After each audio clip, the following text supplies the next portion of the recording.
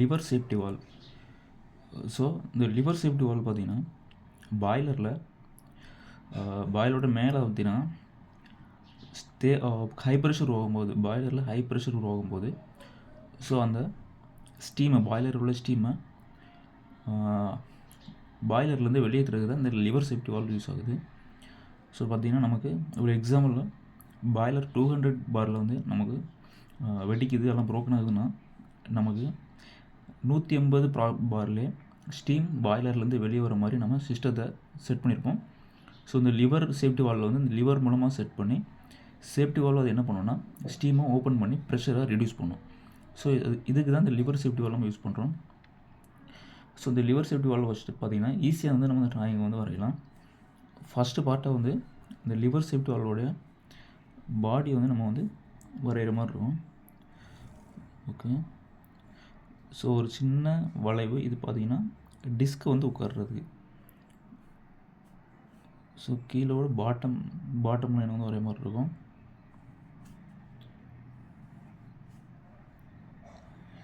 Okay, so இந்த வளைவு வந்து நமக்கு வந்து ரொம்ப முக்கியம். இதில் தான் வந்து டிஸ்க்கு வந்து மேட்ச் ஆகும்.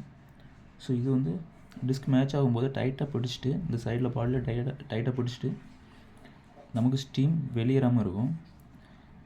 ஸோ அதனால் அந்த பார்ட் வந்து நம்ம வந்து கரெக்டாக வந்து நோட் பண்ணுற மாதிரி இருக்கும். ஸோ டிஸ்க்கு பார்த்திங்கன்னா கரடு மூட்டாக இருந்துச்சுன்னா ஸ்டீம் வெளியே போயிட்டே இருக்கும். ஸோ டிஸ்க்கு வந்து பாலிஷ் பண்ணி கரெக்டாக இருக்கணும். இந்த இடத்துல தான் டிஸ்க் வந்து மேட்ச் ஆகும். இந்த இடத்த ரிங்னு சொல்லுவாங்க, அதாவது டிஸ்க்கு வந்து ஜாயின் ஆகக்கூடிய இடம். ஸோ ரிங்னு சொல்லுவாங்க அதை. ஸோ அது வந்து கரெக்டாக பாலிஷ் பண்ணி கரெக்டாக இருக்கணும். சரி, ஓகே. வால்வோட அவுட்டர் பாடி வந்து வரைஞ்சிச்சு. அதுக்கப்புறமா டிஸ்க்கு, இந்த நான் சொன்னோம்னா அந்த இடம் சொன்னோம்னா டிஸ்க்கு. ஸோ டிஸ்க்கு பார்த்திங்கன்னா வரையணும். டிஸ்க்கு பார்த்திங்கன்னா கரெக்டாக நேராக வரணும். நமக்கு கொஞ்சம் கிராஸாக போயிடுச்சு, ஆனால் வந்து நேராக வரணும். ஓகே, ஸோ டிஸ்க்கு இந்த இடத்துல வந்து டிஸ்க்கு ஜாயின் ஆகுது. இப்போ நமக்கு பாய்லர் ப்ரெஷ் அதிகமாகும்போது டிஸ்க் வந்து மேலே கொஞ்சம் மேலே அப்பரில் ஆகும். ஸோ அந்த டைமில் வந்து இந்த சைட்லோடி ஏர்லாம் வெளியே போகும். ஸோ இது டைட்டாக பிடிச்சிருக்கிறதுனால நார்மல் டைமில் ஸ்டீமால் வெளியே போக முடியாது. ஸோ இந்த டிஸ்க்கை வந்து நமக்கு வந்து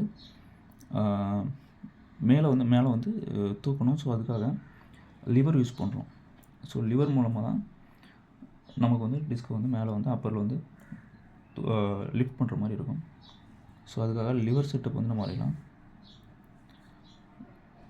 ஸோ லிவர் செட்டப் இந்த சைடு இப்படி கொண்டு போயிடலாம் கூட.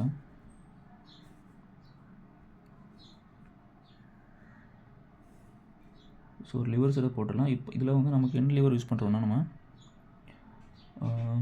ஹிங்டு ஸ்டட் யூஸ் பண்ணி நம்ம வந்து இதை வந்து லிஃப்ட் பண்ணுறோம்.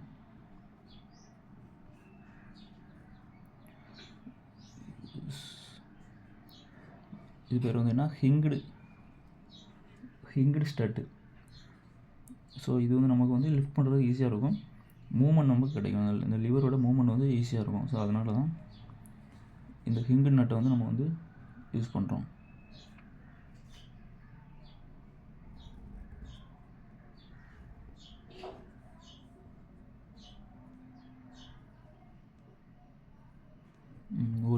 அதுக்கப்புறமா லிவர் செட்டப் போட்டுக்கலாம். ஸோ ஃபஸ்ட்டு பார்த்திங்கன்னா இந்த அவுட்டர் பாடி வந்து வரைகிற மாதிரி இருக்கும். அதுபடி டிஸ்க் வரைஞ்சிருக்கேன். ரெண்டாவது பார்த்திங்கன்னா இந்த மேலே லிவர் செட்டப் வந்து நம்ம வந்து ட்ரா பண்ணுற மாதிரி இருக்கும். ஸோ இந்த லிவர் செட்டப்பில் பார்த்திங்கன்னா நமக்கு வந்து 3 ஹிங்டு ஸ்டட் இருக்குது. இதுதான் வந்து ஹிங்டு ஸ்டட்டு. ஸோ இதில் வந்து 3 ஹிங்டு ஸ்டட் இருக்குது. ஸோ அதில் வந்து லிவர் வந்து கனெக்ட் ஆகுது. ஃபைனலாக நம்ம அதில் வெயிட் வந்து அதில் வந்து தொங்க விடுறோம். ஸோ எதனாலனா நம்ம எவ்வளோ வெயிட்டை வந்து இதில் வந்து தொங்க விட்டுறோமோ அந்த அளவுக்கு வந்து இது நமக்கு வந்து ப்ரெஷரை வந்து தாங்கும். ஸோ வெயிட் கம்மியாகிடுச்சுன்னா நமக்கு லோ ப்ரெஷர்லேயே இந்த டிஸ்க் ஓப்பன் ஆகும், ஸ்டீம்லாம் வெளியே வரும். எப்படின்னா இந்த வெயிட் பார்த்திங்கன்னா இந்த வெயிட் வந்து எவ்வளோ வெயிட் போட்டிருக்கோமோ அந்த அளவு தான் இருக்கும். ஸோ இந்த இது டிஸ்க் ஓப்பன் ஆகும்போது லிவர் மேலே போகும், வெயிட் கீழே வரும். ஸோ இந்த மெத்தடில் தான் நமக்கு வந்து ஸ்டீம்லாம் வெளியேறுது.